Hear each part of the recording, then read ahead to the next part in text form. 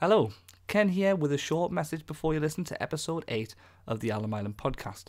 You may notice that the first 45 minutes of the podcast, the audio is inferior to what we'd usually produce. Reason being, there was a bit of a technical glitch and we recorded the audio on the laptop microphone opposed to our mixer setup. We do correct it once we realise, so please persevere through because it's a good one.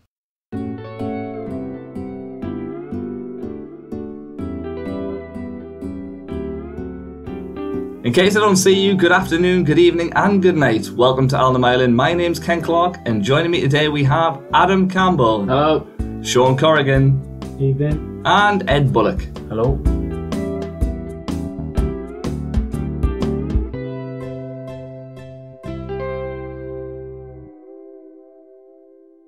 So we are here. There's 4 of us. Unfortunately, Graham Robson couldn't make it due to the storm, the beast from the east.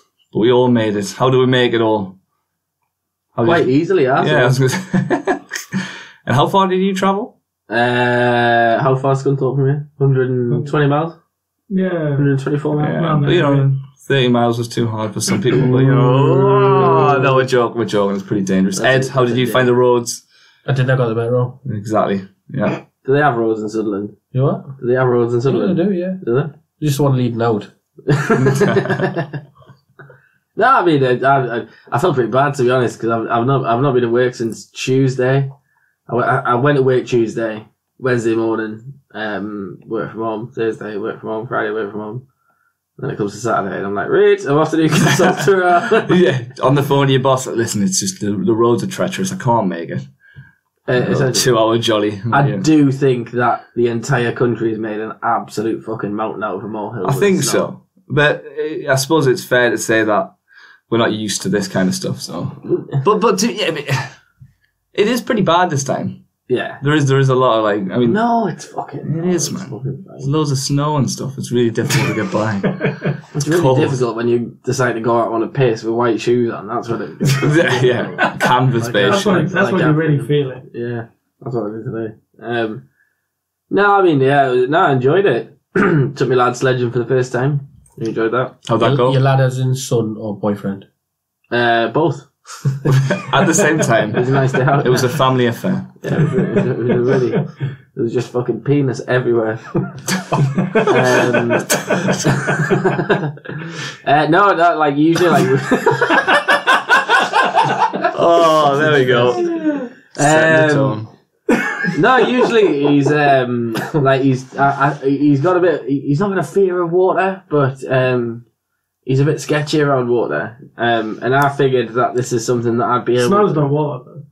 Technically, it's frozen. It's frozen water. Technically, it is. Yeah, it's different. No, we were in Mallorca last year, and he would keep going up to the top of the water slide, but not go down the water slide, and he just watched people go down. So I snuck up behind him and I grabbed him.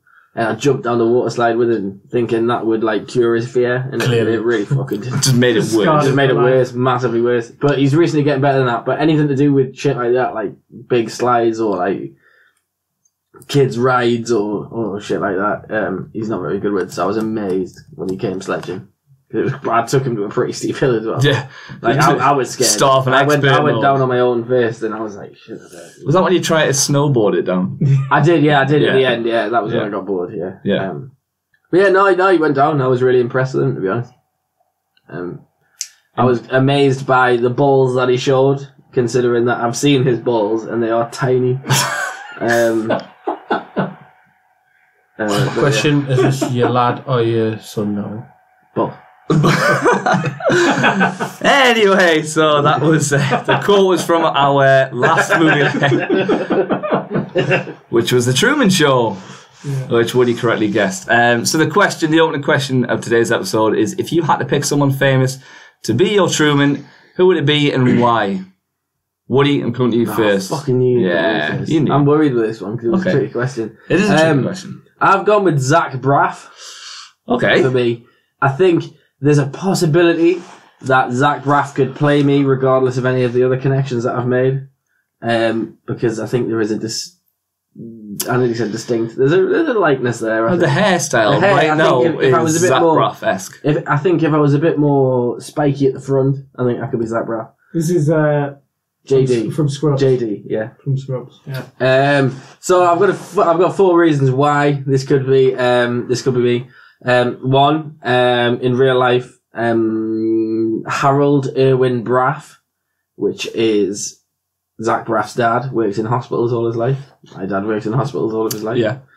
Zach Braff was born in New Jersey, and I was born in Newcastle. Nice. So there's a new link there. You see what I'm saying? You see it? And in Scrubs, and I think you've written on the bio for me on the website that I enjoy a glass of wine. Yeah. Which I think is quite a feminine drink, and I also like gin, which Feminine. mother's ruin, I think people call it, don't they? So the two quite girly drinks.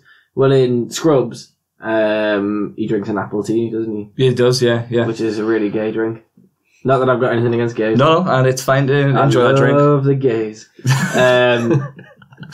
So yeah, there's a connection there with feminine drinks, and Zach Braff is Jewish. And we found out very viscerally. I have a distinct lack of foreskin that would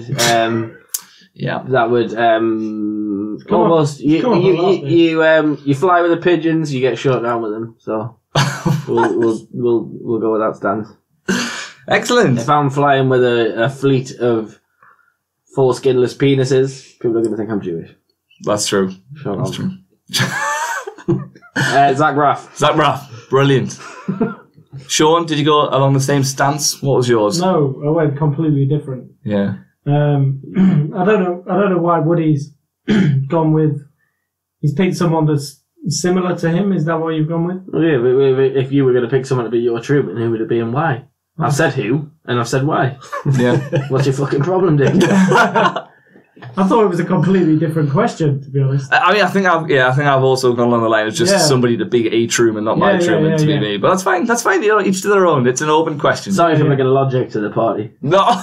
No, you brought in logic. Come back, Woody. Come back. Yeah, you lot go away and have a fucking foreskin party. No, Woody, I'm with you. I've picked mine on the same level. I've gone with someone that I would probably want to like torture.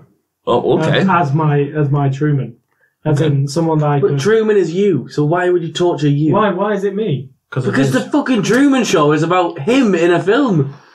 No, but the question was, who would be your Truman? As in, you're directing the Truman. Yeah, so I've gone with Sean's stance to who he'd be directing. All I'm saying is this says a lot about our personalities. Yeah, definitely. I want to express Who's my persona to the world, and you want to fucking torture someone.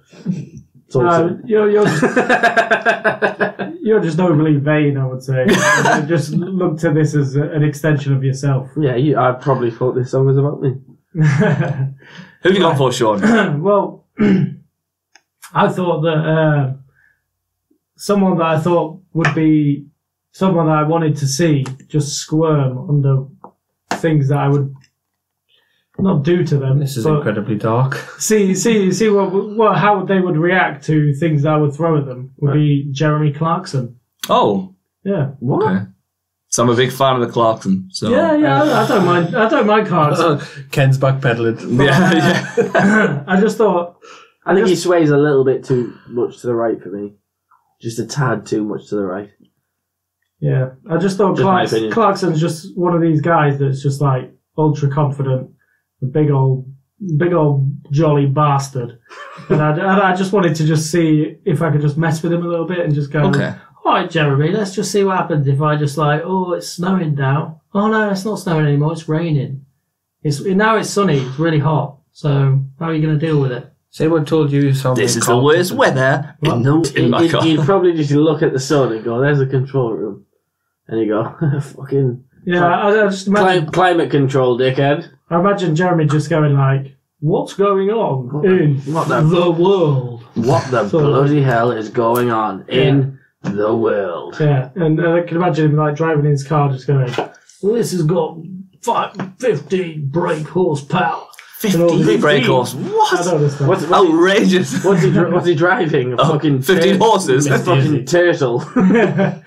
But yeah, I just wanted to see how he'd react to the conditions I put him under. I think there is a lot of positions I'd like to see Jeremy Clarkson put in. That sounded extremely gay. Fuck, Jesus Christ.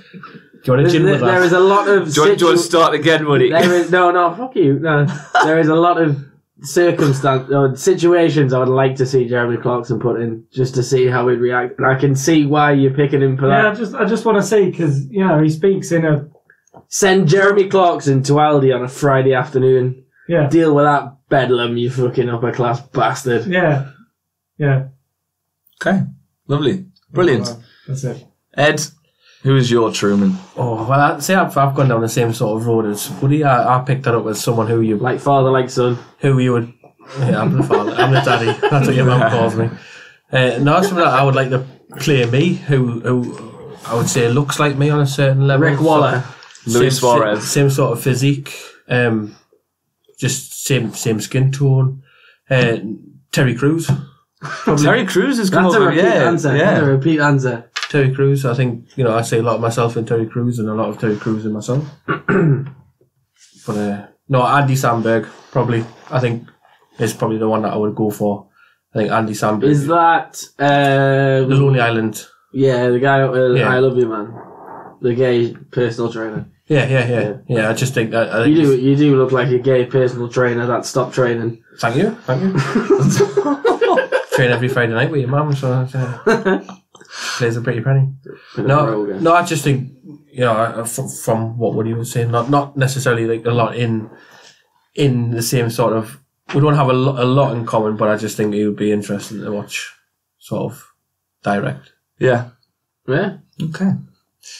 So I've kind of gone with what Sean was saying. So I just want to see somebody in the scenario. You went with the correct answer. Yeah, I went with the correct answer. Correct answer. I didn't misinterpret this answer to be somebody as a reflection of myself. So I went. What I looked at was from a producer's point of view, from a director's point of view. If I wanted somebody in that scenario, so I've gone for Charlie Sheen. So I thought if I was going to produce and direct The Truman Show and I was going to control somebody's life, it would be Charlie Sheen. Now, his life's already one massive soap drama anyway. So he'd slot right in. So whatever I throw at him, he's probably already dealt with it before. He must have AIDS. He's got to. He must have. He has to, yeah. So whatever we throw at him, he's going to have already dealt with before. So he's got two choices. Well, he's never got a choice if he's got AIDS. Well... He's continuously dealing with it. It's either going to be entertaining to watch him deal with a situation, how he's done it in his entire life, which is entertaining itself. Do you think his doctor said that to him? You've got AIDS. It's going to be entertaining. Or he's got a second choice. He's got another chance. He can change the way he decides to. Well, yeah, I mean, fuck that. It's not really a choice. If you got fucking AIDS, in for a penny. So away from the AIDS for a second. Okay. If he just has not about the AIDS, right? Put a pin in the AIDS, right? It's not about the AIDS right now. That's part just the general situation we'll put him in, right? So whether it be AIDS, like you said, or something completely different, right? Like HIV.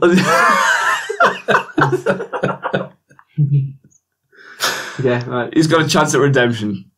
You don't redeem yourself with AIDS. You really don't. Has Charlie Sheen got AIDS? Yes. He blatantly has. He might not. But he has. Even if you take away the 2.5 Men type thing, he spent a long time in the jungle with lots of other men. One of them has got to have fucked a monkey at some point. When did you spend time in the jungle? Are we talking about Hot Shots? Platoon. Okay. And Hot Shots. You've just doubled your fucking... Are we talking about his characters or the actor Charlie Sheen? Well, if Charlie Sheen is acting as someone in the jungle, he's still in the jungle. I'd imagine he wasn't just like in the jungle though. Like I'd imagine he was in some sort of accommodation. Alright, sorry.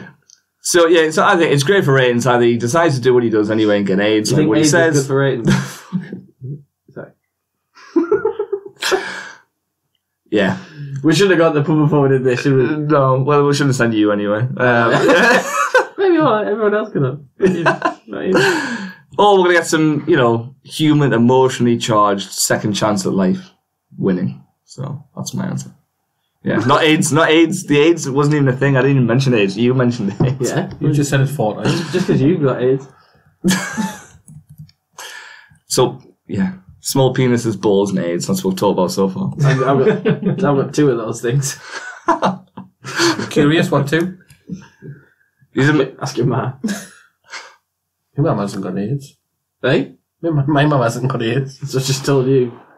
Check a bumhole. Sorry. If you have a great idea for a celebrity to slot into their own show where their life is controlled, and no, not the Kardashians, or Jersey Shore, or Geordie Shore, or I Am Kate, or Towie, get in touch over on our Facebook page at Alnham Island. Give us a like whilst you're there, or Twitter, which is at Alnham Island.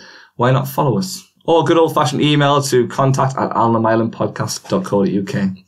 So on today's episode, we discuss the voluptuous and the tight bottom half of the Premier League table, the latest cup action and football documentaries. Guess who's back? Back again in the hot seat for Movie Lane. It's Woody, that's right. And we'll also be having an Oscar-nominated chat about the Oscars. And in our gaming section, let us give you the lowdown on March's highly anticipated releases. Stick around.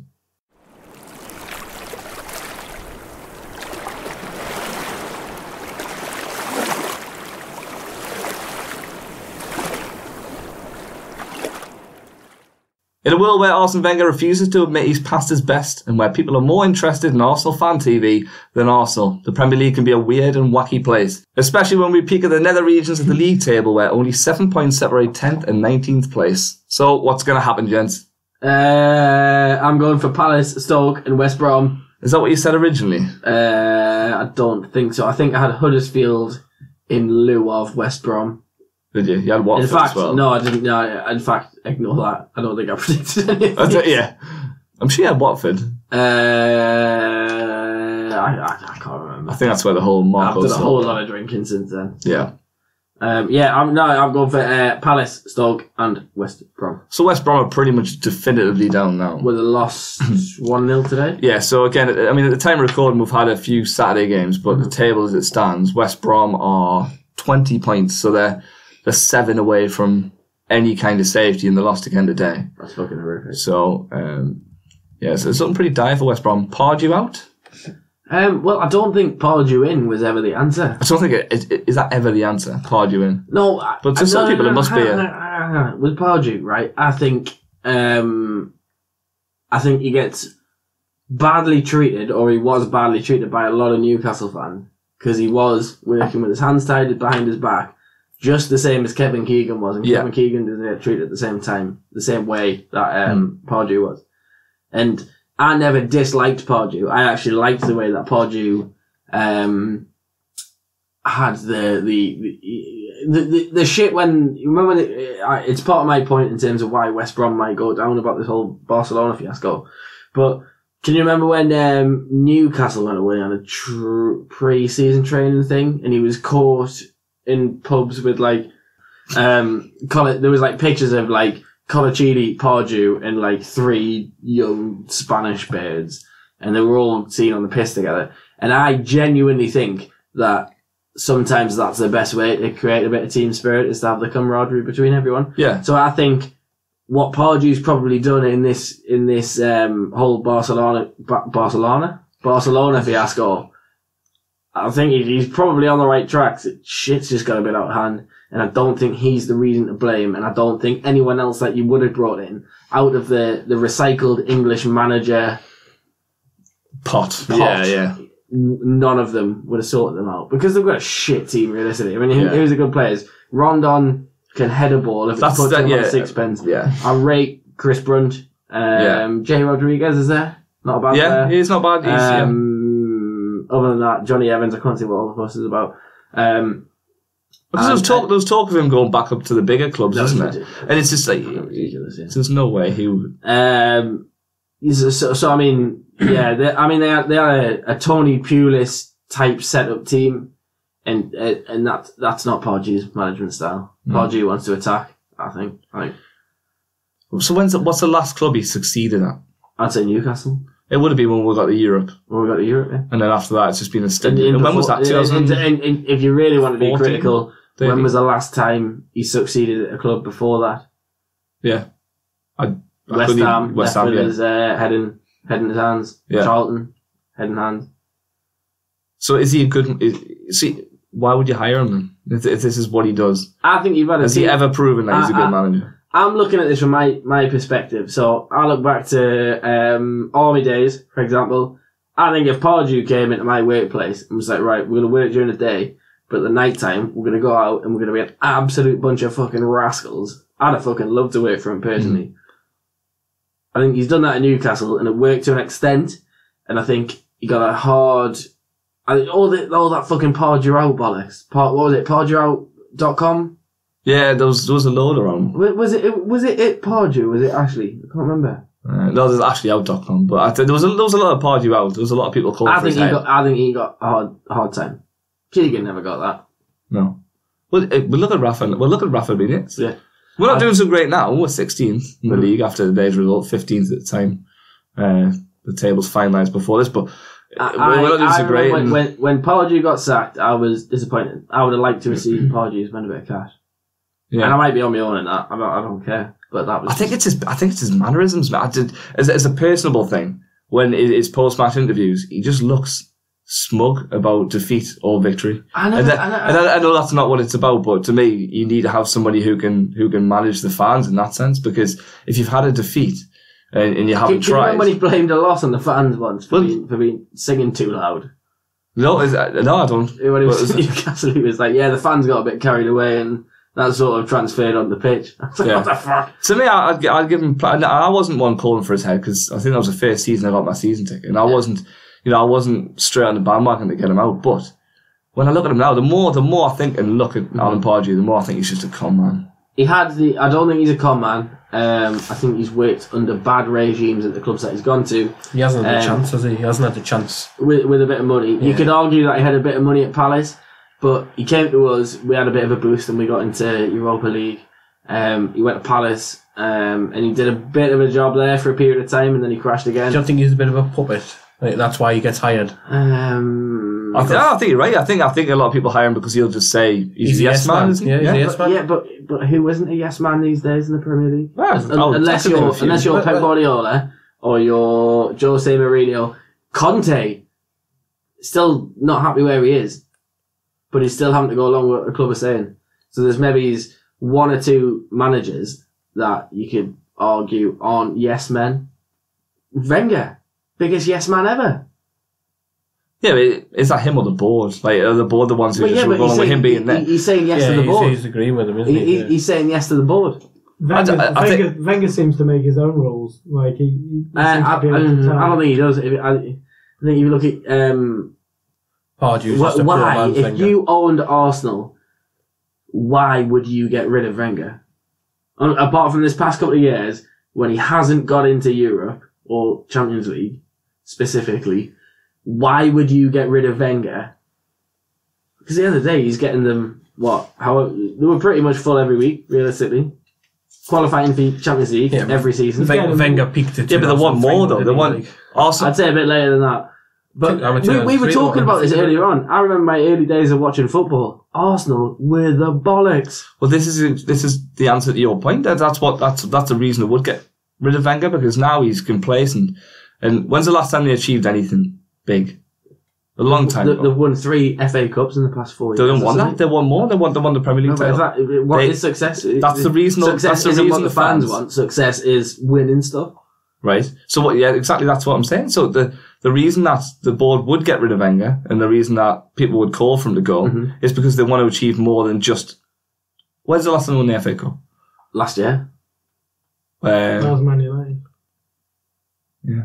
League Cup last year. League Cup. Okay, but the fans want to be exactly what you said before. Is when you start watching football. Back in the day, when you remember, was them being the best. But at the same time, when I first started watching the money's in the Premier League title, and they're never even getting close to that. When I first started watching football, Newcastle were in the fucking Champions League every vast majority of every season, and we were. And that's what we want. Challenging. Yeah, that's what we want. And it was but that doesn't make me say that Rafa's not worthy of being there. Yeah, but if you think of Arsene Wenger, it's fucking massive. Yeah, no, yeah. We've gone from the bottom to the top, but maybe not the bottom. But the thing with what you're saying, so Arsene Wenger, right? So the reason that now would be a good time, or the reason that people do want him to go, is because, and I looked at it and I questioned the fans, because I'm like, if we were achieving that as Newcastle United, I'd be happy. Oh, the bastard move. You would. But it's a different kettle of fish, because Arsenal have once been there. Mm-hmm. The undefeated season. Yeah. They've won the Premier League title. They want to be back to the point where they're considered a joke now. They're considered a joke by a lot of people. They don't want to be there. I do think Arsenal Fan TV is a lot to do with the reason of why that club is considered as a joke. Oh, 100%. Because people don't look forward to what Arsenal have done. People look forward to, oh my God, I can't wait to see what Arsenal Fan TV is. Yeah, I agree. But Pardew's not the reason that West Brom are going down. Okay. Back to that. Right. Back to that. That was initially the point.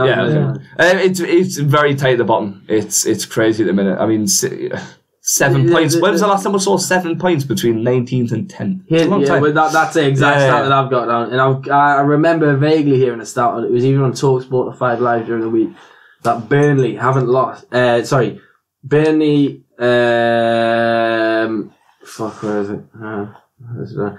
Burnley haven't won in 11 league games, and they've dropped 1 place. What? they've gone from 6th to 7th.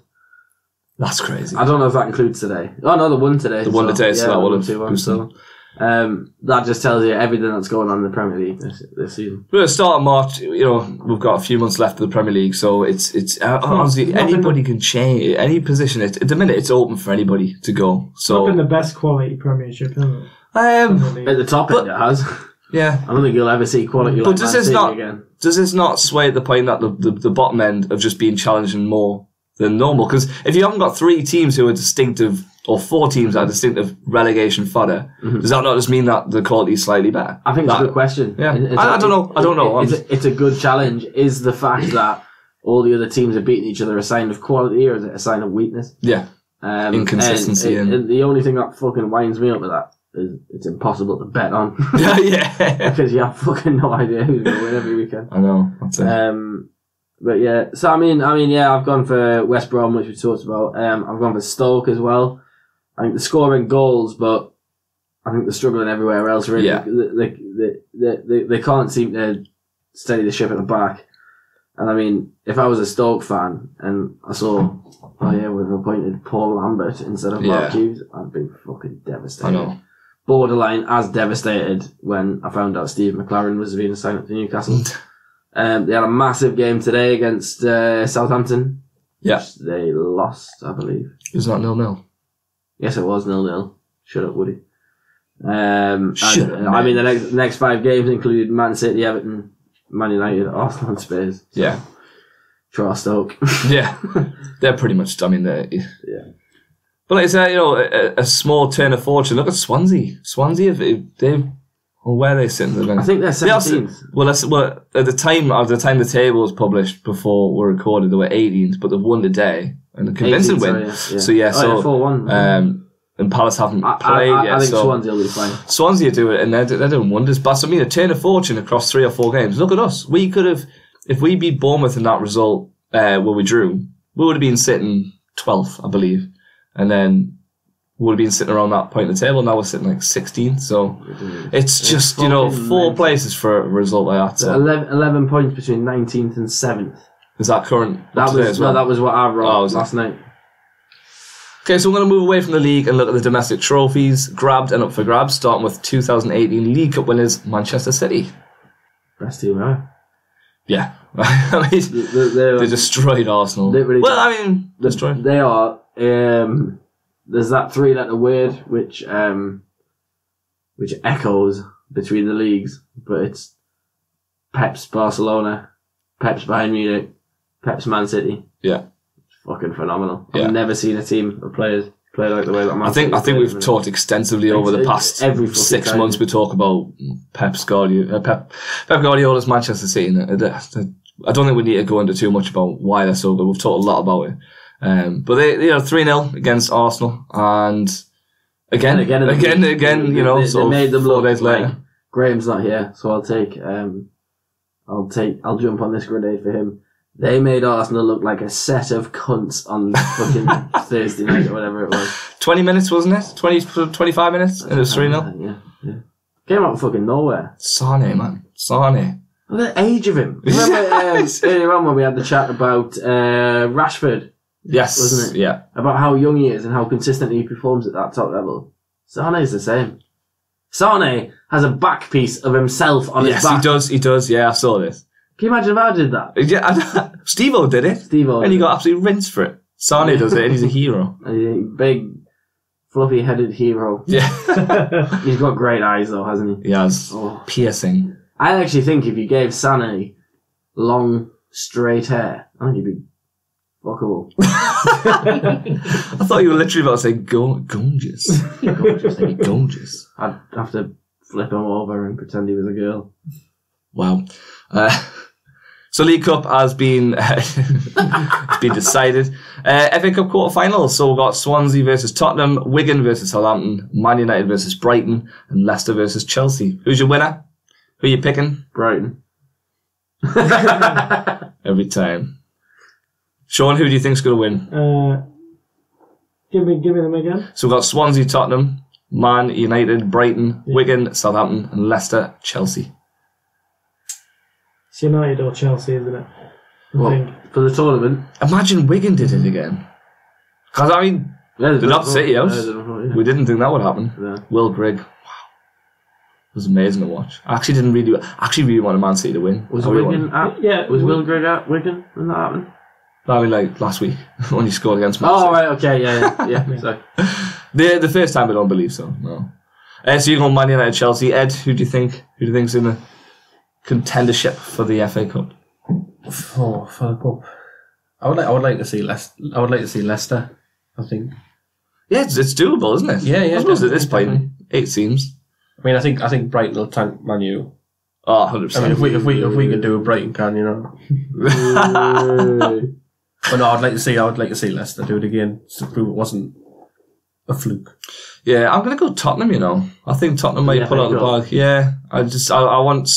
one part of my prediction was for Tottenham to win a trophy. I didn't specify which one. No, I did. I said Premier League. But no, I think Tottenham got a chance of doing it. All Man United fans are putting everything on the FA Cup this year. Yeah, that was... I think Man United will win it. It's the only realistic ambition we've got of winning something this year. So the minute Man United are floating between second, third, fourth, but second and third mainly, isn't it? Second's going to be as good as it gets. Yeah. Would you say if the season ends with no trophies, no silverware, but qualification in second place, would you take that as a success under Mourinho? They'll all move to someone else, like Man City or something. On it, so. I'm sorry, any realistic football fan who isn't a Man City fan can only accept second place this season because the Man City is just that fucking good. You either want to join a real club or you want to join a plastic. Yeah. Plastic. But no, I mean, so last season Man United won the treble, right? Yeah. Community Shield. They won a cup in Europa, didn't they? So the proverbial treble, not the real treble. Yeah. But so he won silverware last season. Yeah. This season, if there's no silverware but you finish second, as a Man United fan, would you accept that from Mourinho? I'd take second, okay, and I'd take semi-final Champions League, okay, and I'd take. I think you'd probably be FA more FA Cup win. Okay, I would say that's a successful. And season. if you had to pick out of FA Cup and semi-final Champions League, you'd probably take semi-final Champions League. No, I'd probably take FA Cup win. Really? Yeah. Right. I've never had to pick between those things. So I know, yeah. It's never really been a problem for me. Yeah. Do you want to be successful or more successful? Okay. Yes, brilliant. So we're going to move on to behind the scenes of our beloved football teams and footballers. So there's a new 3-part documentary series, Behind the Scenes of Juventus, which was released on Netflix last month. Has anyone watched it, first of all? I watched the first episode, Yeah? How was it? Really good. Was it? It's my... Do you know how I'd describe it? I'd say it was a very insightful TV show. Oh. See what I did there? Yeah, I see what you did there. It's by far my favourite genre of TV at the minute. These Class of 92, Kenny Dalglish, Gaza, and what was it called again, this Juve one? I think it was just called Juventus Behind the... It wasn't. It had like a weird name. It was like Super Team, something to do with teams. Really enjoyed it. Team, Super Team. It was called Team, Super Team Behind the Scenes. First Team Juventus. First Team Juventus. I was right. Yeah. It's in Italian, so that's not brilliant. Does that mean you fucking have to read? I have to read, yeah, and I really struggle because when I'm watching subtitles, it's really hard to do the finger spaces between each word. So I'm like, the cat jumped over the wall. But yeah, like you find out what stuff like Put it on pause. Scudetto. I didn't know what that meant, but now I can say it in a pub and make it sound like I'm a cultured European football fan. Yeah. There's lots of Buffon. I'd imagine there'd be. There's a lot in it, and he's really pretty. I sound really fucking gay on this podcast. Does he wash his hair a lot? He has fucking great hair. He really does have great. I'm not. It really does. Like, you see what I'm trying to do with this? Glimmers. You see what I'm trying to do with this? Are you going for a Dybala? I wouldn't say I'm trying to go for a Dybala, but that sort of area. Yeah. Okay. Buffon's got a Buffon. He has, yeah. Who else is in it? There's a bit of Chiellini's in there as well. Yeah. It just really made me want to go to Turin. Yeah. Have a walk around. And they do the whole, they do like a pre-season game. Have you watched it? No. You haven't? No. So as the anchor of this podcast. Yeah. I'll tell you why. I'll tell you exactly why. So the night I decided... We talked about this. We did, but on that night... We were on the phone for about 45 minutes and I said, okay, Ken, in the name of the podcast, I'm going to go upstairs and I'm going to watch this Juventus thing. Yeah. No, I was going to do the same. And then what happened was I thought, there's plenty. We're 3 weeks away from the podcast. Do you know what it is? I've got plenty of time. I did. I said I'm tired. I thought, Joyce, I'll watch this tomorrow. So I got in, and naturally, as most people do, I don't pay for Netflix. I've got my sister's account. Yeah, I'd use someone from work's account, and he came up to me and said, because I asked him for the login details the day before, and I went up to him, he was like, do you want the good news or the bad news? I says, go on, give us the veggies, give us the bad news. Yeah. He went, I've cancelled Netflix. I went, okay, what's the good news? He went, I don't have to pay for Netflix anymore. So, yeah, and I haven't subscribed since. It was an immediate cancellation. That's fucking amazing. That's the reason why. I tell you what, in fact, guy we've just been in the bar with, Ben Callahan, shout out, props to you. I was using his BT login for literally like 2 years or something. I think we've got to take a second to recognise the people who do contribute to the world by giving logins. Yeah. I mean, not all heroes wear capes. They really don't. I mean, it became a really reliable source. And I mean, I literally, what year are we in now? 2018. I genuinely think this could go back to 2015, potentially 2016. I've had his BT Sport login that entire time, and it was regular as clockwork. It wasn't even a question in my mind, midweek Champions League or late kickoff on a Saturday, that I think I'd have to ring him and say, Ben, can I still use your password? It was just regular. It was clockwork. It was brilliant. So here's to fucking you, brother. Here's to you. Chin chin. And here's to you. And I would. Let me use your Netflix for so long. My sister's Netflix has got so bad. My brother-in-law has an account on my sister's. My brother-in-law has an account on my sister's Netflix. And you're still using my WWE network? I've not used that since about 2 days after the last podcast. I thought you were going to say not until 2 days ago. So every time I log in, it's still on repeat watching of Capital Carnage 98. Where Jacqueline. Jacqueline. Yeah, we know. I genuinely haven't used that for. I swear you've been watching that. No, I swear on my son's life, I haven't touched it for 6 weeks or something. Every time I log in. Maybe there's someone else in your house that's watching Jacqueline. Get the puppies out. Get the puppies. Is there any other teams, players, managers you'd like to see a documentary about that doesn't already exist? I mean, I think everyone wants to see a documentary about their own team, really. Yeah. I'd love to see that kind of thing about Newcastle. Let's do it. England, we'll do it. England's always a good one as well, I think. Yeah, that would be a good one. I'd really like to see the national team. Yeah, like during a tournament as well. Yeah. Like a real... There's seeing how not arsed they are about playing. Yeah. So every time a Lions tour gets done, they do a documentary and they have like a camera crew that are there, fully integrated into the squad and the management, and they're there from the point of squad selection through to the end of the very last test.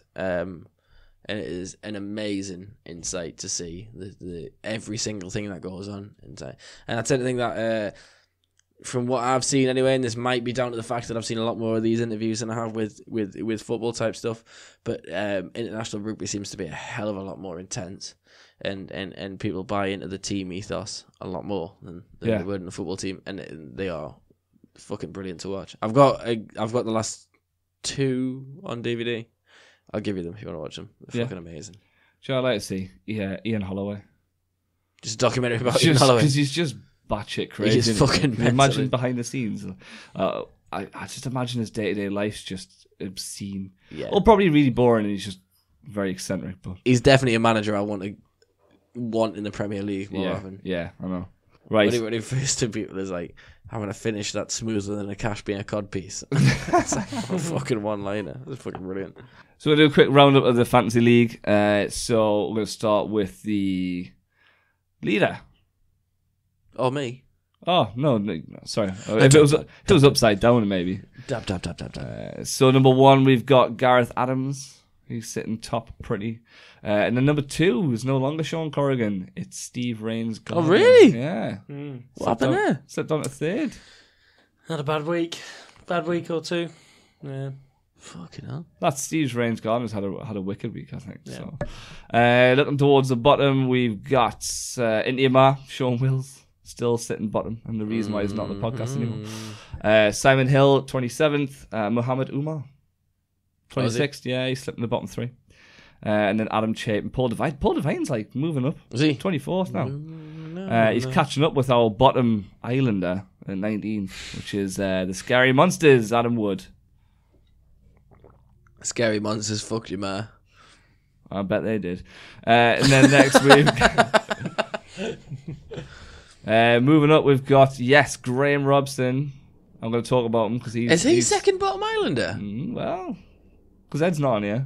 Ed didn't join the league. hang on. Ed didn't join the league. He got the invite. That doesn't mean Ed would be bottom.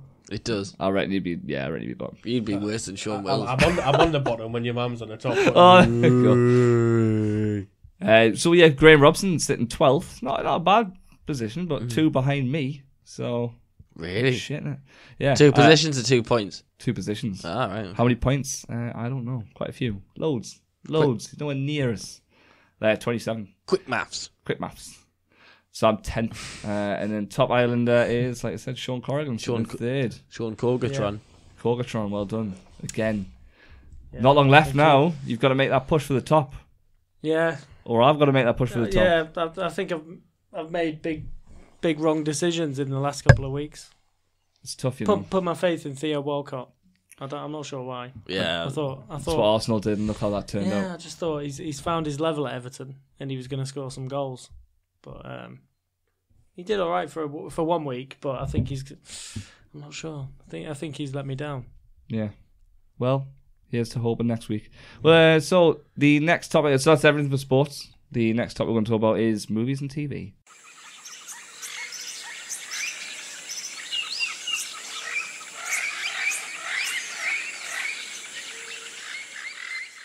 As you listen to this, the 90th Academy Awards, known as the Oscars, will have concluded. But at the time of recording, we're hopeful there's time for a late entry. Step up, Woody.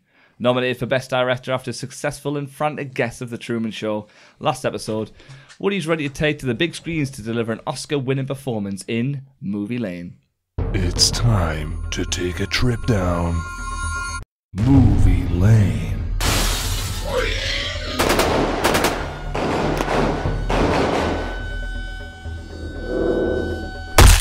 Over to you, Woody. Hi. Hey, you guys. Okay, so clue number 1. Are you ready? Yes. Before one of the main characters snagged the part of one of the main characters was offered to Kirsten Dunst, Sarah Michelle Gellar, and Brittany Murphy, who all turned it down. Bong. Okay. I've got nothing. Anyone have a dig? Got an idea. Do you have a dig? Cruel Intentions. Nope. Sarah Michelle Gellar was in Cruel Intentions. Fuck. Girl Interrupted. Girl Interrupted. Is that a film? Yeah. Okay. Obviously not yours. Obviously not movie later. Is it? It is. Oh, yeah, it's mine. Yeah. Right. Okay. Just a phrase. Okay. Next clue. So no one else wants to have a go at the first clue? Muffy the Vampire Layer? No. Okay. The original script for the film highlighted that the killer of the main character once had a gay lover that was killed in Vietnam. Say that again. The original script of the film, the person in the film who killed the main character had a gay lover that was once killed in Vietnam.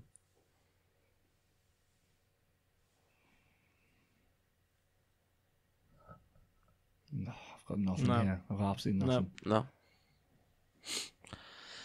Anyone else? No, I wanted to say Cruel Intentions.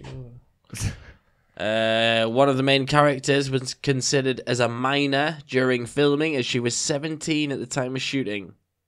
So her parents had to give written permission for her to perform topless in a scene in the film. You fucking pervert.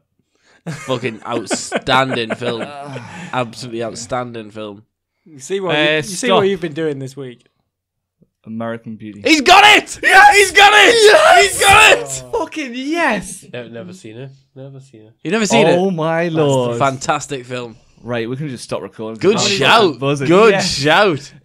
All I could think was it was the topless scene that got it. I was like, wait, hang on. Wait. Just out of curiosity. What does that say about you? Just out of curiosity, who did you think I'm talking about when we talk about the topless scene of 17? The girl who was, I can't remember, she was in that. I can't remember. Do you know when she's in the bedroom with the guy with the camera, the weird? Yes, kid? it's her. Yeah, so I didn't know if you were gonna. It's when he's filming her from across the street, and she's just like, ooh, yeah. I didn't know if you were gonna think it was Mina Savari. It wasn't her. It was Thora Birch. Right. Okay. Yeah. Was she not in Hocus Pocus? Yes, That's she was. Yeah, but she was like 7 in that. So that was when she was prime. Way too young. The other Should clues. you be admitting to any of this? No. The other clues that I had. Was there one remaining clue? I got him the third, didn't I? So I should have 2 more. Oh yeah, sorry. So the other 2 clues that I had 2 was points. The name of the film is a type of rose. This particular variation is beautiful on the surface, but often rots away at its roots, which is a big euphemism about Lester Burnham. Ah, right, okay. Yeah. Okay. Oh, what a film, by the way. Amazing film. And the last clue I was going to give is the one to give it away, was that epic scene where a main character hurls a plate of asparagus at the wall was actually intended to be thrown at the floor. His wall-thrown antics were improvised, lending genuine reactions from Annette Bening and Thora Birch. Yeah. Great film. Still wouldn't have gotten it. Never seen it.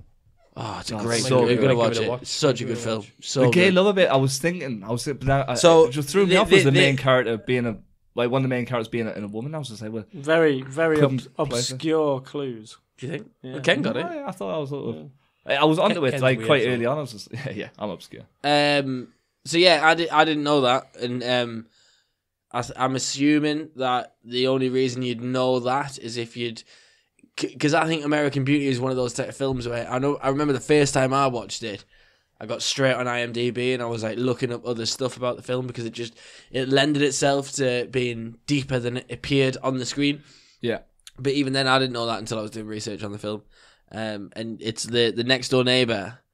It's the dad that kills him, isn't it? Yeah, that's because right, he thinks that he's having an affair with his son. Yeah, but then he tries to start a relationship with him, doesn't he? He tries to kiss him. Yeah, and then he obviously rejects him. He's like, oh no, I'm not that way inclined. Yeah, dejected, he blows. But supposedly the backstory of the next door neighbor is that he had a gay lover in Vietnam because he's a veteran, isn't he? He is, yeah. He had a gay lover in Vietnam who was killed. Amazing. Yeah. Well done. Well done. Yes. Well done, Kenneth. Ooh. 2 points. Brilliant. Well, 2 points. 2 points. So we're going to have a quick look at the Academy Award Best Picture nominees. I'm just going to have a quick run through and see if we watched it, if we have, we would recommend it. Maybe a little overview. The first one was Call Me By Your Name, which aptly is about a man who realises he is homosexual. So it's about a budding relationship, or described as a sensual and transcendent tale of first love based on the acclaimed novel by Andre Ackerman. Has anyone just watched it? No? Never seen it. No, we don't know. No. I mean, it's... So how much gay stuff do we get to see in this film? A lot, I think. Oh, really? Yeah. Is it like a sword fight? Or? Probably. I mean, like I said, the official description and what I read out before, my description was Guy realises he's gay. So okay. I was keeping it quite simple. I think you tend to find that with Oscars, is that they never really go for, like... You're never going to get, like, the Avengers winning an Oscar. No, I think there's got to be some sort of deeper rooted story issue in there. The next one was Darkest Hour, which does look fairly good. Anyone see the trailer or watch the film? I've not seen this one, no. Seen the trailer, not the film. Yeah, so it's essentially Gary Oldman plays Winston Churchill. Oh, yes, yeah. I have. Yeah, I have. So just it seems to be the big build up into that speech, and obviously what's happening around the time. Mm-hmm. But it looks good. Again, my description was an unrecognisable Gary Oldman does a speech in a slurring British accent. When is Gary Oldman ever recognisable? He's not. But his accent sounds very much like he did when he was in Friends. Yeah. Yeah. I pick up a tuna. Dunkirk. Now I know a few of us have watched Dunkirk here. Yeah. Sean, you watched Dunkirk last night. What do you think of it? I watched about 2/3 of it and fell asleep. Yeah. So the thing is, it was good.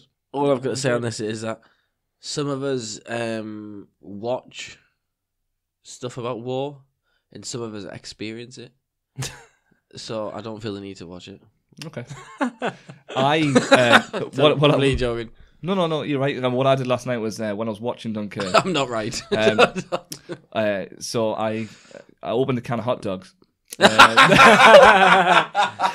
a little candlelight, a little tea light there. I laughed my goddamn headphones off. No, I watched. So I think I put some armbands on and got the padding pulled out and just. I just went to Whitley Bay and lay on the beach and just listen to. Did you start watching it and you were like, shit, I need to get this on the iPad and sit in the bath? I don't know. I was taking it serious until Harry Styles. Yeah, I thought he was fairly good actually. I didn't think he was quite a good actor actually. There's no talking in the film. No, there's very. I mean, my description was nothing much happens and no one talks. But that was my description from the trailer before I'd watched the rest of it. And the Revenant, no, is it Revenant? The Revenant with Leonardo DiCaprio. No one speaks of that. No. It was quite. I think the whole thing which was refreshing about this, it was an hour and 34 minutes. Normally a war film is generally 2.5 hours, sometimes 3. So it was short, and I think a couple of episodes ago I said I watched Dunkirk and I fell asleep, and I'll give it. I'll have to watch the rest. And to be fair, the rest of it was really good. It was a really good film. The part where the pilot has crashed into the sea. Yeah. And he's in his cockpit, and the water's gradually rising, he's trying to break out above his head. That was quite. That was a good point. That sounds intense. Yeah, there was a lot of intense moments. There was a lot of humane stories. I found that was. Yeah, that was the point where I was my eyes were going, but that was. Yeah, but how can you say like Tom Hardy stars in that film? You never see his face until like the very, very end when he takes his. You see him right at the beginning, don't you? Yeah, and he's flying the rest of the time, so he's got his mask on. Do you not think it was absolutely poetic though? Did you want to see the fact that it was a Christopher Nolan film? Cillian Murphy, who played Scarecrows in it. Tom Hardy, who played Bane, but he had the mask on the entire time, so he's just like, and you're like, oh, it's Bane. It's amazing. I think the when Cillian Murphy, his part when he was in the film. When they were coming up to his his plane in the sea, there was like he was crouched over like that. Was that always on the boat? Yeah, on the boat. Yeah. And they were coming up to him, and I was like, "What is that?" I was like, I didn't know it was a human being, but as they got closer, I was like, well, because you didn't know what it was. It was just like a little dot. Yeah. And I was like, oh, it's Tommy Hardy. I mean, it's Tom Shelby. Yeah, it was, but it was a good film. I think there's things with war films. There's a thing. There's a character in Saving Private Ryan which is what Spielberg said. I wanted to put a character in as an extra to act how he would. And I think it's not far from the scene where the guy stabs the Jewish guy. Oh, okay. And he like slowly stabs him, and he puts a hand over his mouth, and he stabs him in the chest, and he's going shh, shh, shh. Yeah. I think just before that, I could be wrong. There's a guy that's like during the firefight, he's like cowering in the corner, and Spielberg says that I wanted to put someone in the film that acted how I would have acted in that situation to put it into context. And then I saw something not that recently. I think it was even like YouTube or Viva or something. And it was Tom Hanks, who's obviously in loads of these films, talking about, and it's like a Help for Heroes campaigner guy, and he says to Tom Hanks, he was like, I just want to say thank you because you seem to capture how well these situations are, and you seem to put these across on film really well, and Tom Hanks sort of said, oh, thank you very much, really appreciate it. And he said, I think the key to capturing a good war film is to portray the fact that it's ordinary people doing extraordinary things. And I think that is essentially the be-all and end-all of doing that kind of film. It is just a normal person who's put in a fucking ridiculous situation. And that bit now, like, I've shown no interest in watching Dunkirk whatsoever, but as soon as you said to me about that scene with the guy stuck in a plane and the water's coming up, that sounds fucking horrific. Yeah. It does it very well. And I think I gave it injustice when I said I hadn't had, when I tried to give it a review before I even watched it. But when I watched the full thing, really good. Really good. The next nomination is Get Out. I can't believe this made it to Oscar. Very good. Have you seen it? No. Really good film. Really good film. It's not. I wouldn't describe it as a horror. It's more like a psychological thriller. But I think a lot of them are these days, aren't they? Yeah. I think a lot. Yeah, but it's very, very good. If you haven't seen it, definitely worth a watch. Where's that? What time period is that set in? Just now. Modern day. Yeah, modern day. Yeah. So there's an element of it where. So the whole premise behind it again is a young African American man visits his white girlfriend's family, and everything looks a little. It doesn't quite add up. It's almost like a house like Forrest Gump's house, isn't it? Yeah, it is. Yeah, and the kind of maid is this kind of African American woman who's very polite and sort of. There's something not quite right about her. Mm-hmm. The groundsman, he's also African American. He's again not quite right. So it seems out of time. Yeah, it's a sort of like. They are kind of like 1930s, like yes, mom, and it's you can tell something's wrong, but it turns out sort of like they're. Well, I'm not saying exactly what it turns out because that will kind of sort of be a spoiler, but spoiler alert. But it's a really good film. It kind of it's really intense and it's really good, really thought provoking about its kind of underlying messages. Mm-hmm. And my description was: white people forgot slavery ended ages ago. That was my description of it. Next one, Lady Bird. I watched the trailer of this and not seen anything on this. Wasn't a fan. It's essentially a relationship between a mother and daughter, and it just looks. That's exactly what it is. They seem to argue a lot. Yeah, but it's again, it's one of these probably. It'll be like a classic British film. No, it's American. But this one's just there's nothing. I mean, it's probably a great script and it's probably a really good storyline, but didn't really intrigue me. Phantom Thread. I've not seen it. Daniel Day-Lewis. Is this his last film? I'd imagine. I mean, he only takes very few. Seldom does he take a film and he kind of immerses himself in the role. I'll give you the full blurb of the breakdown. My description was: man dresses woman up and tries to control her like a puppet. A bit like the relationship in Casino, but with more sewing and less murder. The Post. I feel really bad because I'm saying I've not seen anything in this. I forgot to look at any of these. That's about a guy called Pat. Yeah, he's got a black and white. Yeah. Steven Spielberg directs Jess, a Newcastle fan who works for the Royal Mail. Yeah. Spielberg directs Meryl Streep and Tom Hanks in The Post. It's a thriller drama about the unlikely partnership between the Washington Post's Catherine Graham, the first female publisher of a major American newspaper, and editor Ben Bradley, as they race to catch up with the New York Times to expose a massive cover-up of government secrets that span 3 decades and 4 US presidents. About the Vietnam War. My description, I really like the sound of that, is Forrest Gump uncovers the truth about the Vietnam War the government has been covering up. Forrest Gump 2. I fucking love these. Forrest Gump. There you go. All I've done is watch the trailers. Forrest Gump 2. Last two. The first one, Shape of Water. I know, Sean, you said you'd seen the trailer for this. Yeah, I watched the trailer. It was not what I expected in the slightest. I thought when I saw the title of the film, I thought that's going to be just because I saw it had 13 Oscar nominations. Yeah, I thought this is going to be just like really arty and really like not for me. But I watched the trailer and then it was more Hollywood blockbuster than I thought it would be. Yeah, it was more an alien lives in some tank and some mute princess falls in love with it. Yeah. It seems very strange. It was really odd. Really odd. I think it's like really artistic, isn't it? Because it's like Guillermo del Toro. It's one of his films. So, my description was Beauty and the Beast with more water. So that was it for that one. Yeah, that's about right. The final one actually was this one we've discussed before. 3 Billboards Outside Ebbing, Missouri, which. I saw a different trailer for it this time, and it looks really, really good. So I think I talked about last time. It's just with a killer. Yeah, someone's killed a woman's daughter. The police haven't done enough about it. The case is kind of closed, or it's dead in the water. Yeah. And this woman kind of takes it upon herself. And the first trailer shows it as quite a serious film, but the second one, it's almost like a dark comedy. Black comedy. Black comedy. Yeah. But it looks really good. Looks quite funny, but also quite intense. Again, my description was: woman pissed off at police attacks people and swears a lot and puts up some billboards. And that's it. But that's it. So by the time you listen to this, the Oscars would have been they've been done. So we'll see which one wins.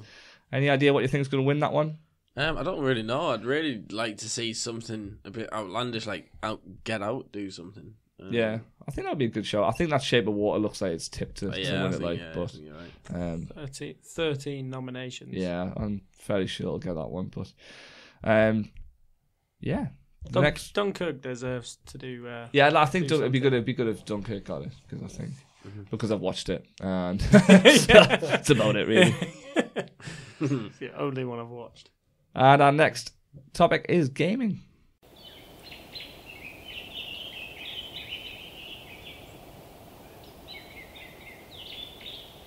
Now we're going to have a quick look ahead to the best releases in March for gaming. Starting on March the 16th with Burnout Paradise. Remake it is, yes. Did anyone play the original? Yes, many years ago. What a game. This seems to be a common theme. It is. At the minute, yeah.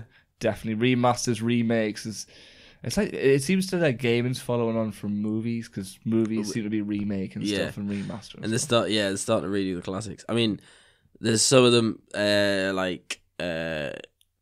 some of the COD games are getting done. Because what was it Modern Warfare 2?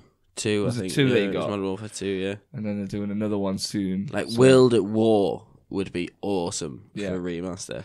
Is that not kind of what they did with World War 2? Yes and no. I mean, World War 2 was all set around. COD World War 2 was all based around Europe, wasn't it? Right. Well, if I remember rightly, World at War was based around Iwo Jima and all the stuff in the Pacific as well. Yeah. It was a fucking great game. Have you heard about Battlefield 5? No, I have not heard anything about that. Reportedly it's going to be World War 2. Oh, is it? Based on World War 2, yeah. So what was Battlefield 1 based on then? Was that just sort of different periods of time? World War... I'm trying to think now. There was the missions with... I think that was a bit of everything. It was a bit of everything, wasn't it? Different sort of time periods, different... Because they had the mission when you were attacking the... Fuck, what are them things called? The big fucking blimps. Hindenburg. I thought it was the name of that big crash. Was that not? Well, yeah. The specific name? Oh, is that the actual name of the... I don't know. The big balloons. Big fucking helium balloon type thing. There was that. There was the tank stuff. Yeah. What other missions were there in? I only played like 1 or 2 missions on It was a Battlefield. fucking great game. Yeah. Really was a great game. Yeah. Online as well. Fuck me. Oh, online. I think I played 1 campaign mission, but online it was really, really good. Oh, it's fucking amazing. Intense. But Burnout Paradise, it's going to be on PS4 and Xbox on March the 16th. Later on PC. Stellar Entertainment are remastering it. It's not Criterion Games. Okay. And it's going to have all the main game and all the DLC, including the... It would be great if I knew the name of the car from Back to the Future. DeLorean, yes. Flux capacitor. Yeah, the DeLorean. DeLorean, floating DeLorean. Right. 4 days later, we got March the 20th, Sea of Thieves. I've not seen that one. Exclusive to Xbox One and PC. There's no PS4 release. I am not buying an Xbox. No, although regardless of what everyone else in the Island Podcast is doing, I am not buying a fucking Xbox. The funds just won't have it. It will not happen. So this is basically you take control of your own pirate ship. It's best played with friends. You all take like a different role on the pirate ship. You travel the salty seas and carve out your very own pirate destiny. There's no real direction to it. You just do what you want. You can just go look for treasure. You can attack other ships. You can not attack other ships. But everyone you see in the game is another player. There's no NPCs. Captain Phillips sort of film. Game. Yeah, but just proper like pirates, like proper proper pirate ships. Yeah. Right, I am the captain now. I am the captain now.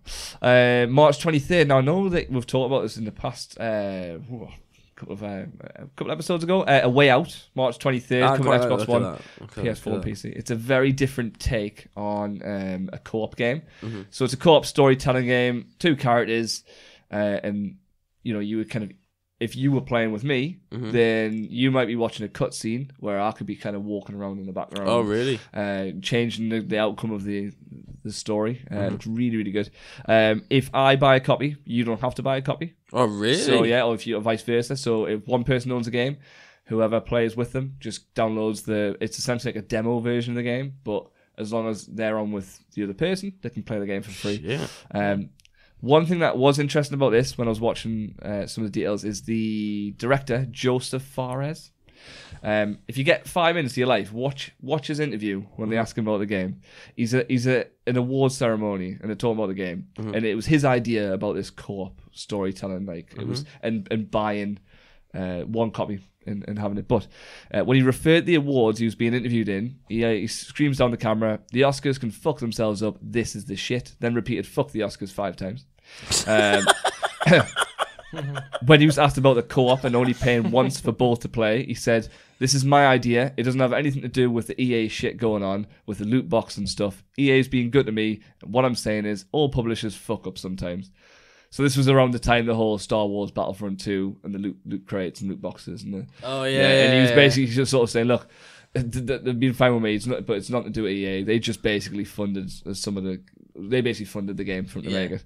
And his final quote, he said, if the whole world tells me your game is shit, I will tell them, no, it's not."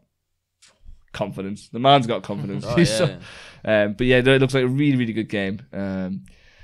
The next one's on March 27th, Far Cry 5, Xbox One, PC, and PS4. I had one of the Far Cries. I can't remember which one it was. It was the one where they were on an island. Far Cry 4. I think it might be 3. Was it the guy looks like Roberto Firmino's the bad guy in it? No, he had like a... if I remember rightly, he had like a pink Mohican. Oh, yeah. Oh, okay, yeah. Far Cry 3, I believe it was. Yeah, I think it was, yeah. All the Far Cries have all centered around this kind of central enemy, sort of leader type. They've all been. I mean, the gameplay is just. It doesn't really change much throughout the games. All pretty static, but it's a really good game. So this one takes place in Montana. You play as a sheriff's deputy who's arrived in Hope County, only to discover that the entire region has been taken over by a doomsday cult. The Project at Eden's Gate. It's called. Your job's to help rally the locals into resistance and take out the cult. Meanwhile, some locals will take side of the militia cultists. You can hire people. You can fly planes, get into dogfights. There's guns for hire. You can get an animal. You can get like a dog or a bear to fight with you.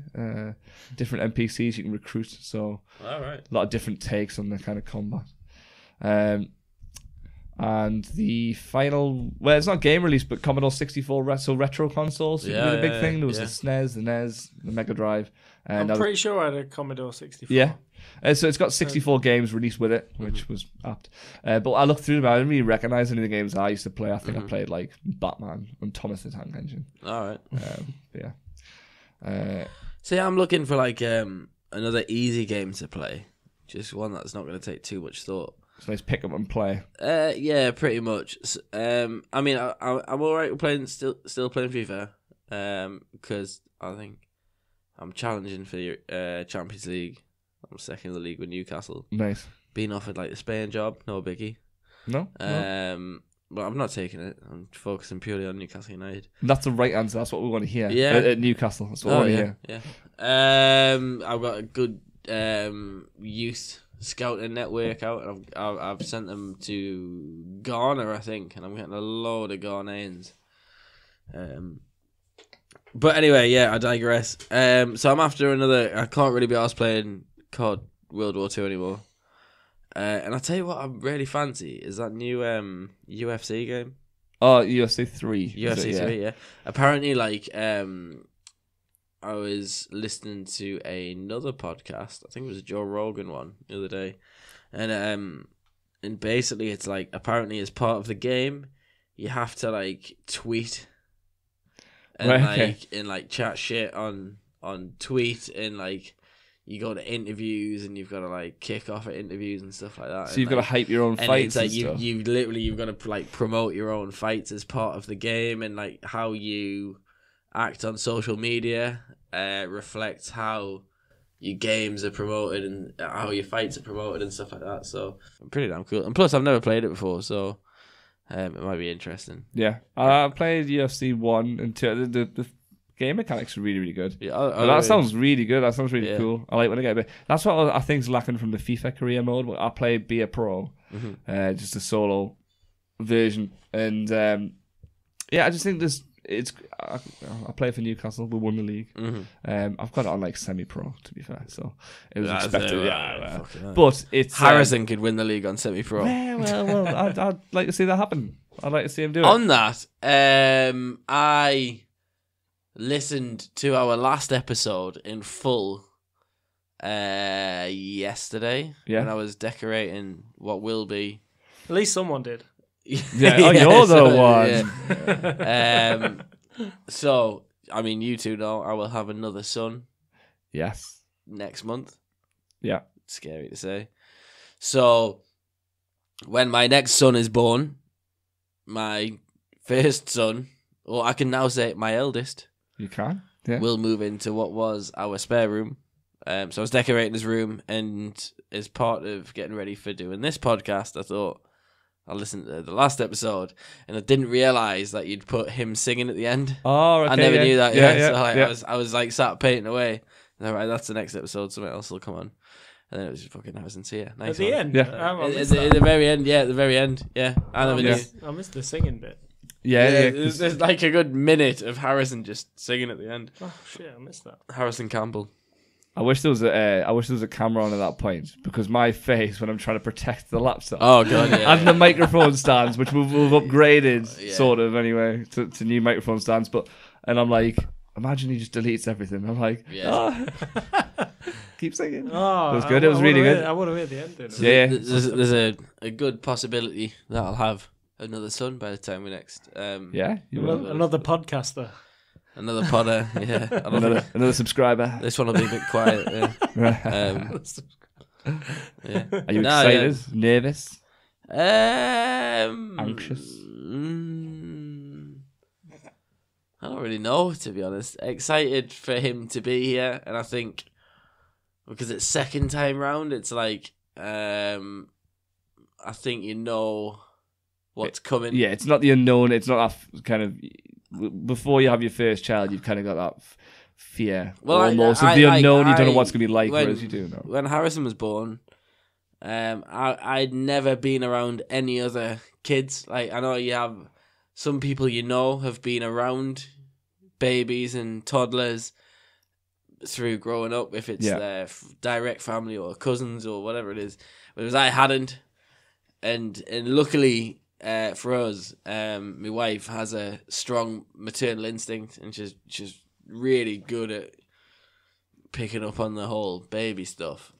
Whether it's first time around, I wouldn't have had a fucking clue.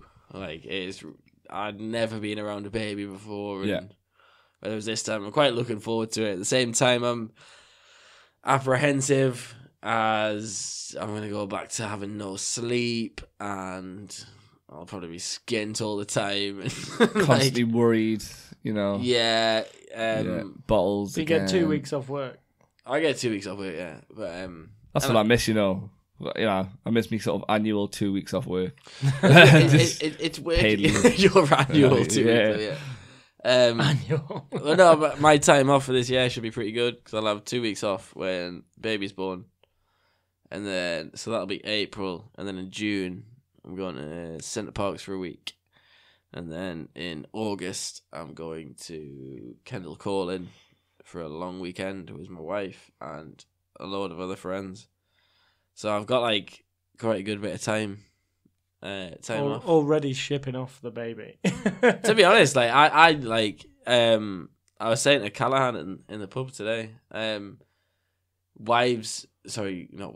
women can get quite protective about leaving newborns. I found like the first time round, like when he was like 3 weeks old, I was like, right, golly, we're going out on the piss, like, and she was like, no.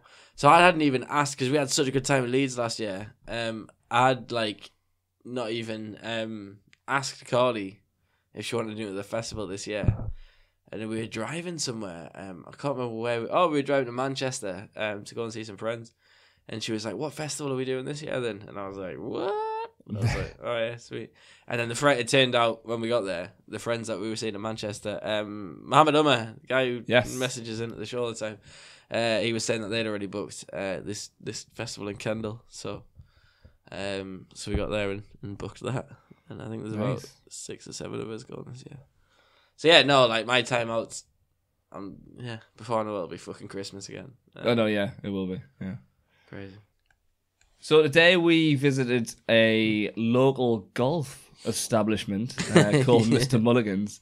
If you go to our Facebook page at Alnham Island Podcast and our website, alnhamislandpodcast.co.uk, there'll be a video on there which will highlight the event itself. So we're going to aim to do this, I think, every time we record a podcast, we're going to go and do a little activity, bit of an excursion. Yeah, a little excursion. We'll get some video footage, put some photos on, and we'll talk about it on the podcast.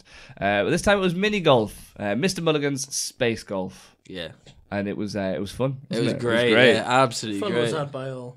Oh yeah, definitely. I was a bit skeptical going in there. Like, I was a bit worried that we were going to be like the only grown-ups in there. Yeah, I know. And it turned out to not be the case at all. It was like the opposite, wasn't it? It was like one party of kids and everyone else was there. But it felt more like it was there. Because I hadn't seen it, and it's only been open a week, and I assumed it was just going to be like just a massive, all mini golf, and then like a little bar in the corner where you get a couple of drinks and that, like, or a tuck shop. But it turned out it was like bar, like huge seating area, restaurant. Yeah. Done out really well, and then just mini golf at the back. But it was really good. It was just everything about it it just worked well, didn't it? I think the fact that you could take pints around with you made it for me. Yeah, that was important. No, very important. Well, no, it sounds ridiculous saying that it is important, but like it is. for me, it was a case of going and playing a bit of mini golf with my mates and have a bit of a laugh. And I found being able to do that with a beer as you went round, although it was a fucking nightmare keeping track of which beer was your own. I know, yeah. I think at one point, I saw somebody pick up my beer, and it was I'm too British and introverted to just a question. Well, I picked up the wrong beer at one point, and I took a drink and I was like, swooped it. Shit, that's warm. That's warm, like, yeah. That's not mine, and I looked roughly where I put mine down, and I was yeah. Somebody just couldn't make it around the entire course without pissing in a cup. No, I really fucking enjoyed it. It was good, it was good.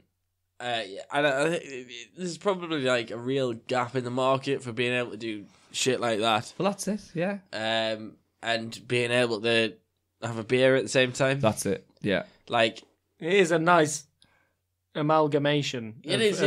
Being at a bar, but also doing something fun. Well, that's it. It almost takes you back to sort of, because if we said we're going to go play normal mini golf at Parklands, for example, the golf course near here, if we went and just played mini golf ourselves, it probably would be slightly like, well, that's a bit weird. And then we almost, maybe. Yeah. Then we go to a pub afterwards. Yeah. And I think there's some things that you kind of, when you're an adult, it's almost like, well, you can't really do it. It's a bit weird if you do that. Not that there's anything wrong with it, but it's maybe slightly frowned upon.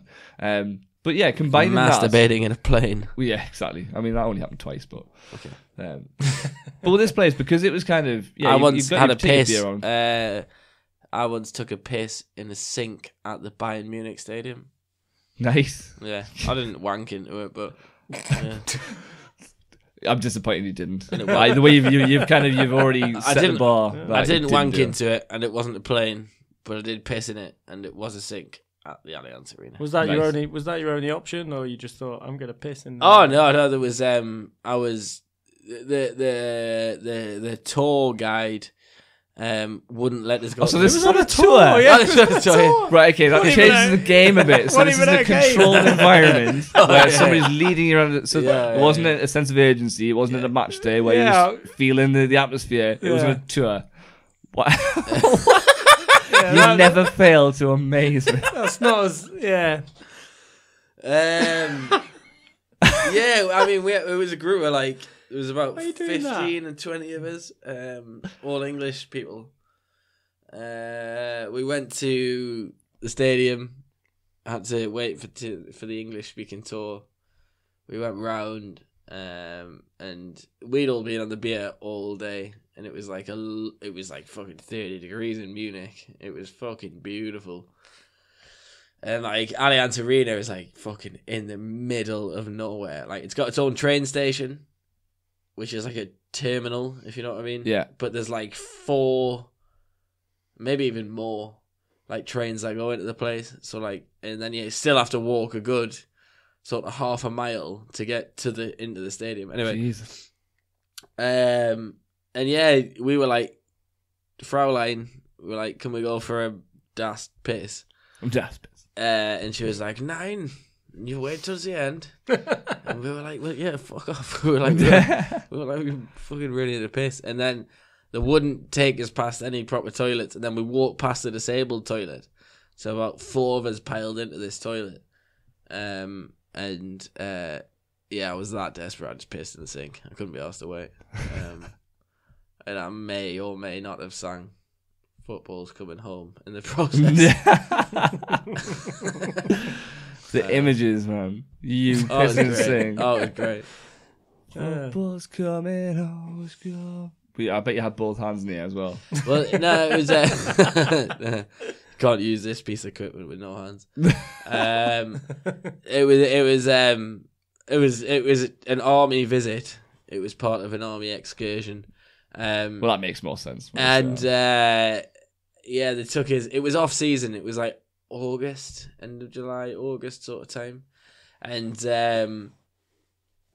they took us into the actual stadium, which was really fucking impressive. So we're all looking down at the pitch and that, and you could see like there was like 20 of us, and then there was like to the right there was like 20 other people, and then like in the gods there was like another 20 people, and what it turned out what they do is they'd get like each tour would go into the stadium at the same time, and they'd get them to chant at each other. Right, okay. So, like, they were like, the other ones were like singing fucking German songs, like whatever fucking Germans sing. And I think I know what this is. And we were sat, and there was all of us. Sounds a bit contrived. And they were like, "All right, now it is your time to sing your chant." And our sergeant major was with us at the time, and he just stood up, and it was like pretty quiet in this stadium. It was like a big fucking stadium, and he just stood up and he just went, "England, England," and then we were all just like, "England," and we all deliberately gone in like we're on English footy tops. It was like Hull, Leeds, Newcastle, fucking whatever everyone else was. We just started going fucking wild, throwing beers everywhere and that. It was brilliant. Anyway, I don't know how we've got to that, but I think it was just the warm piss on the golf course. On the mini golf. There we go. So we all had fun. Mr. Mulligan's Space Golf, Newcastle upon Tyne. How many coconuts would we give it out of 10? 8.5. 8.5. What will give you the extra 1.5? Cheaper beer. Yeah, I think that's it's pretty pricey, isn't it? Yeah. It's like $8.75 for 18 holes and nearly £5 a pint. But yes, brilliant. And just a very quick. I'd give it 2. 2 what? 2 coconuts. Really? Based on the about the 8 shots I wasted on the hole. on the hole that yeah. It was a great day. So just quickly before we close the show and as it's done, who won the mini golf again? I can't remember. Forgotten. You did. Forgotten. No, it was very close. There was only one shot in it. One shot in it. Well, that's all we have time for. There was literally one shot. Yeah, there was. Pretty gracious of you for to know.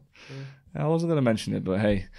Well, that's all we have time for. A huge thank you for listening to the Alnham Island. We're off to build a snowman, go sledging, and drink hot chocolate. I'm lying. We're going to the cabana to build a tower of cocktails, play limbo, and drink beer. Why? Check out our Oscar special movie Lane, released on the 5th of March, and the cabana on the 15th of March. This time we discuss conspiracy theories. Until then, stay safe, wrap up warm, and it's goodbye from Woody. Draw. It's goodbye from Sean. Are we winning? And it's goodbye from me.